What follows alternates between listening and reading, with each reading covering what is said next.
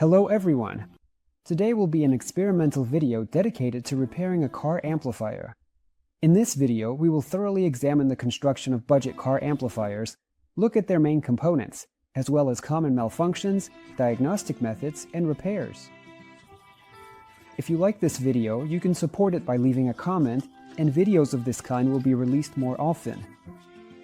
I should note right away that I rarely do tech repairs, and only at the request of friends and relatives. Today we have a car amplifier for repair, which was brought to me by a close person. The amplifier had been to some workshop, but it didn't yield any results, most likely because the repair is not feasible. It's a budget 4-channel low-frequency amplifier. I didn't even look for the amplifier schematic, and there's not much point in doing so, since almost all similar amplifiers have a similar design, and with some equipment and knowledge at hand, they can be easily repaired. I had a hunch about what happened, but I didn't rush with the repair because it was initially decided to record a video. Any car amplifier consists of several main components. First, there's the voltage converter. Ohm's law doesn't allow for high power output when powered by the vehicle's electrical system, 12 volts. Additionally, many amplifiers require dual polarity power. A voltage converter. It increases the input 12 volts to the necessary level to power the power amplifiers. The next component is the amplifiers themselves. There can be one or several amplifiers, either with similar circuitry or different. Many amplifiers in such designs operate in Class AB, but Class D, which is more efficient, is also widely used in car audio. In our case, the amplifier operates in Class AB. The third component is the signal processing unit, filters, emitter, preamplifier. There may also be additional components such as the protection unit, speaker system, and so on. In car amplifiers, the converter or inverter often fails. The amplifiers themselves can also be damaged. The failure of these parts can be related to many factors. For example, poor cooling, low-quality components, incorrect resistance of dynamic drivers, large ripples in the 12-volt power supply, improper use, reverse polarity of the power supply, and much more. In our case, the amplifier has been completely overhauled. Some transistors, the output stage amplifiers, are missing, and the inverter transistors are also absent. Inverter. Inverters can have different circuitry, but almost all have the same push-pull topology.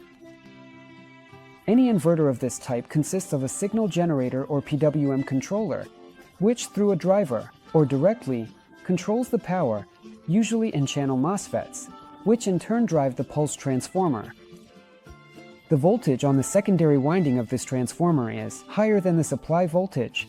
Afterward, the secondary voltage is rectified by a diode rectifier. Typically, this is a bridge rectifier.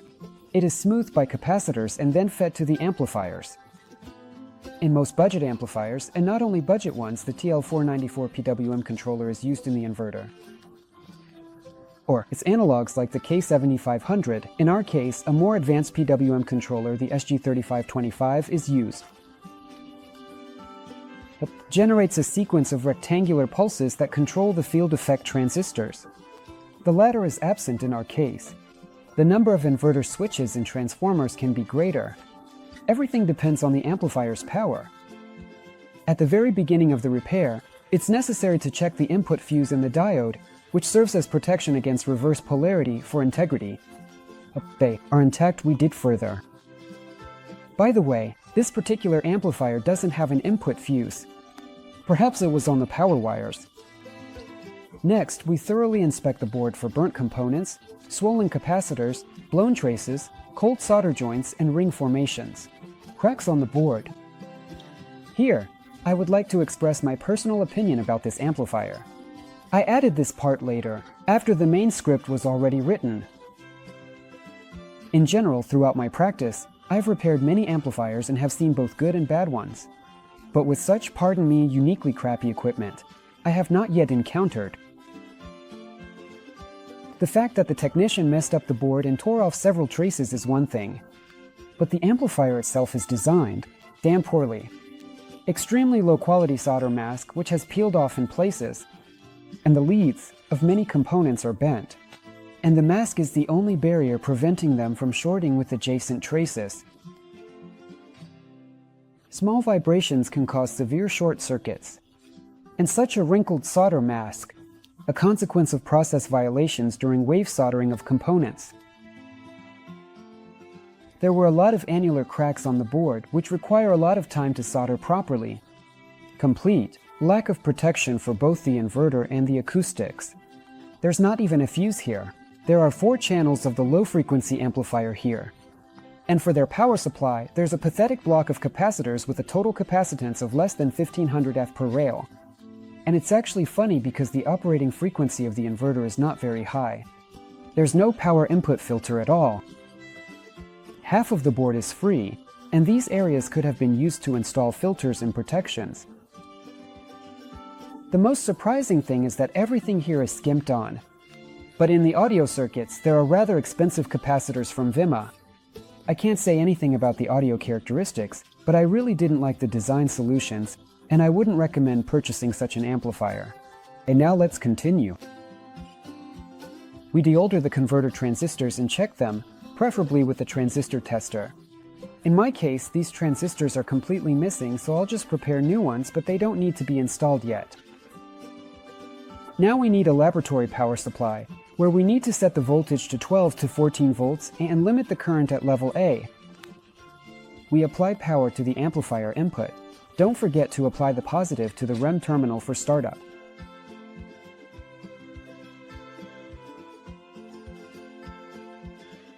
Then we turn on the oscilloscope. Connect the oscilloscope probe ground to the 12-volt ground. Next, we check all the gates of the power transistors. There should be a nice square wave on the gates. If it's not there, check the gate resistors, which typically have a resistance of up to 33 ohms.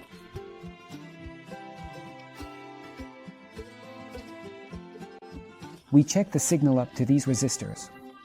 Often, when power transistors fail, these resistors also burn out.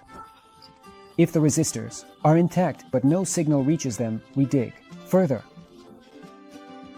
We open the datasheet for the SG3525 chip and find the PWM chip outputs.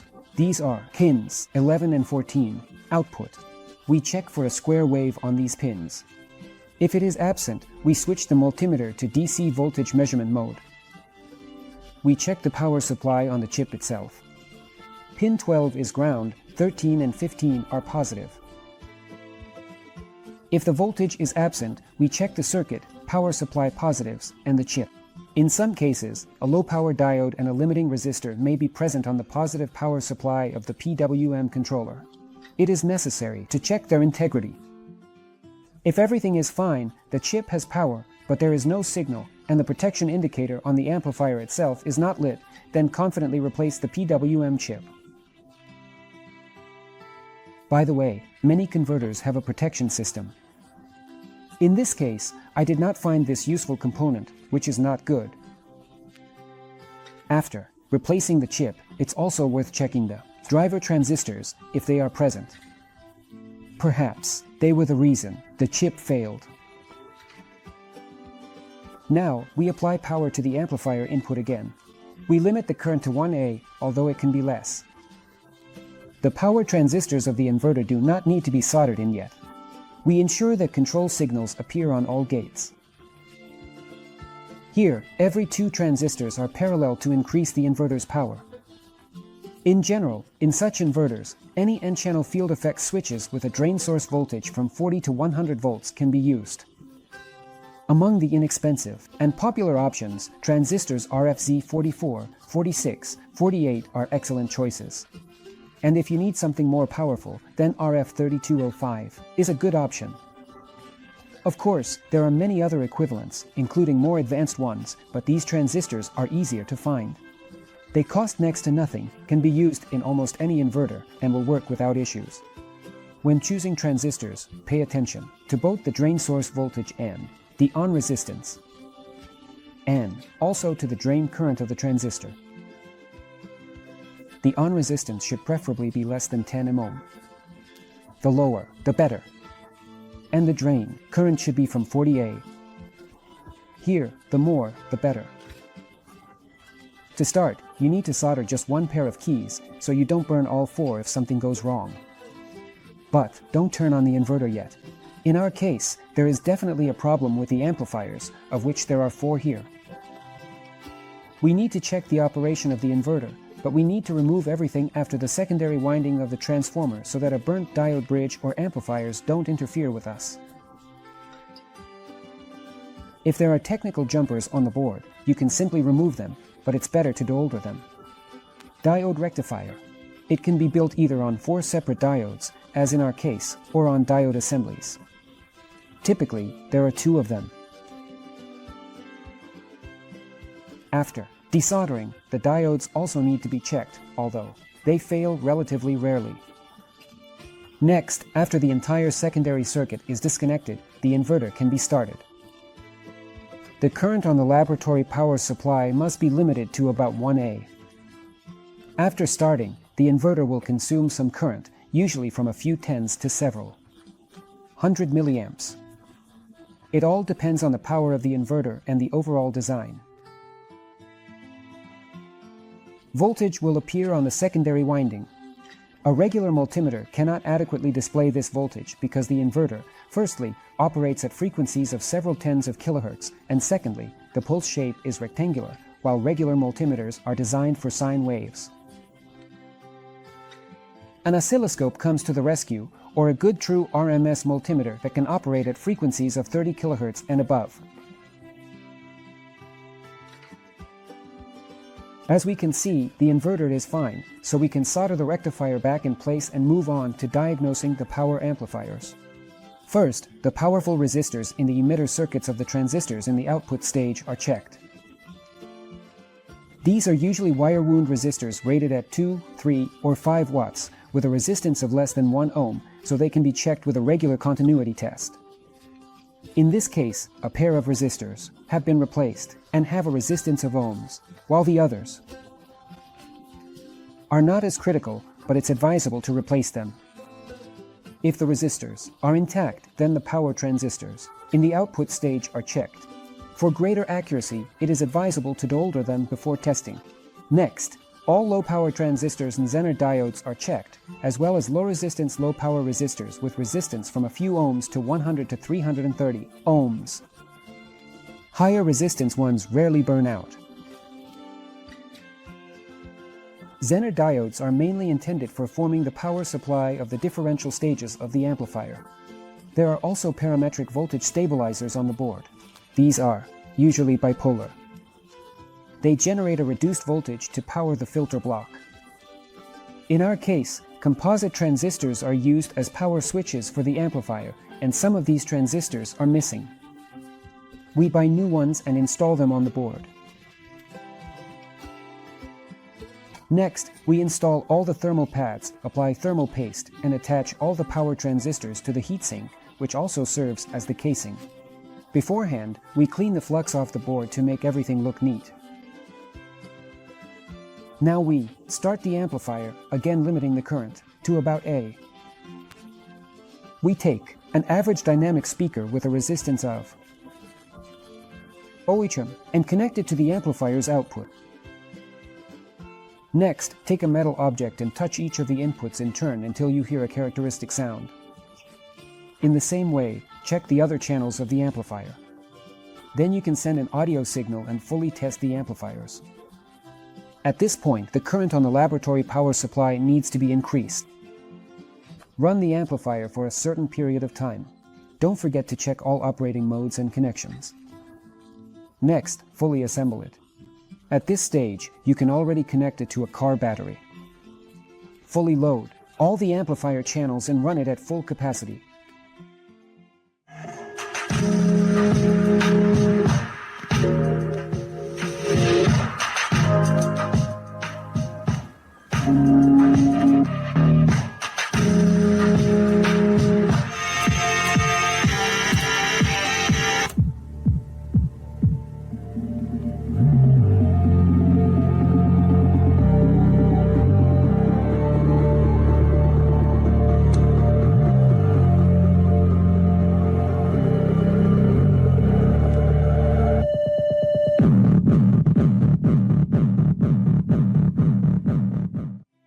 The amplifier came to me almost disassembled, and most of the screws were missing. I couldn't find similar ones, so I used what I had. The amplifier and inverter are the most vulnerable parts, but it's possible that the cause of the malfunction could be in other components. However, we'll talk about unusual malfunctions another time. I forgot to mention that if the transistors of one side fail, it's highly recommended to replace all the switches. This applies to both the converter and the amplifier. Moreover, it's advisable to select transistors from the same batch to minimize the variation in their characteristics. This is very important, especially for amplifiers. Was it worth the effort? Overall, if you live in a big city, sometimes buying a similar used amplifier at a flea market, for example, is cheaper than repairing it. Especially if you're not knowledgeable about electronics, meaning you have to pay a technician for the repair, plus the cost of components. In this case, it was beneficial for the owner since the repair was free. This video is coming to an end. Don't forget to rate the video, subscribe to my Instagram, and if you have any questions related to electronics, feel free to join our official group. All links are in the description. And now, it's time for me to say goodbye. As always, this was Kazian K with you, and until we meet again, goodbye.